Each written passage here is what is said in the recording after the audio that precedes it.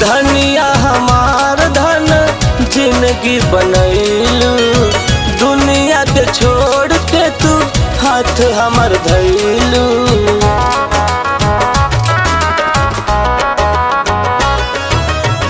धनिया हमार धन जिंदगी बनैलू, दुनिया के छोड़ के तू हाथ हमर धैलू।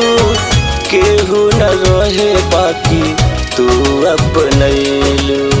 लेके तू आइल बड़ा सपनों के गाँव में, लेके तू आइल बड़ा सपनों के गाँव में। प्यार के छाँव में बिठा के रखी हो, हमारा के अपन बना के रखी हो। प्यार के छाँव में बिठा के रखी हो, हमारा के अपन बना के रखी हो।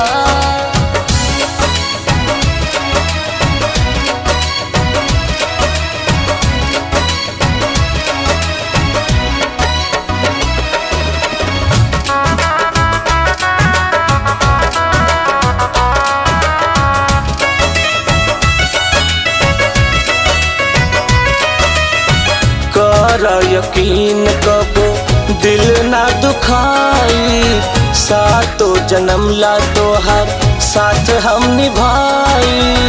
दुल्हन के रूप लेके अंगना में आए, जमाना के सामने जब हमें अपनाए। कर यकीन कबो दिल ना दुखाई, सातो जन्म ला तोहार साथ हम निभाई।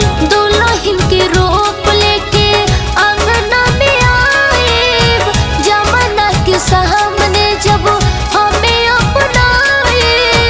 कमी कब करी हो नहीं मोहब्बत के भाव में, कमी कब करी हो नहीं मोहब्बत के भाव में। प्यार के छाँव में बिठा के रखी हो, हमारा के अपन बना के रखी हो। प्यार के छाँव में बिठा के रखी हो, हमारा के अपन बना के रखी हो।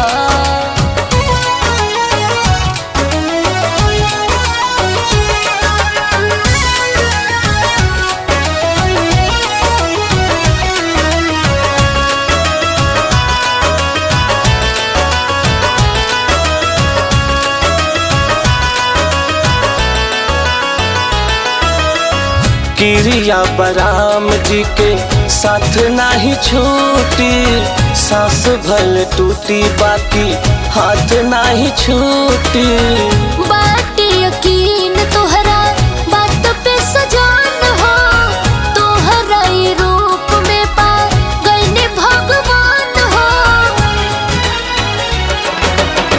क्रिया बराम जी के साथ नाही छूटी, सांस भल टूटी बाकी हाथ नाही छूटी।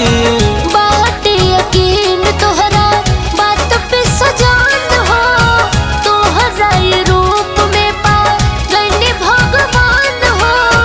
बेड़ी जमाना डाले भोले पाँव में, बेड़ी जमाना डाले भोले पाँव में। प्यार के छाँव में बिठा के रखी हो, हमारा के अपन बना के रखी हो।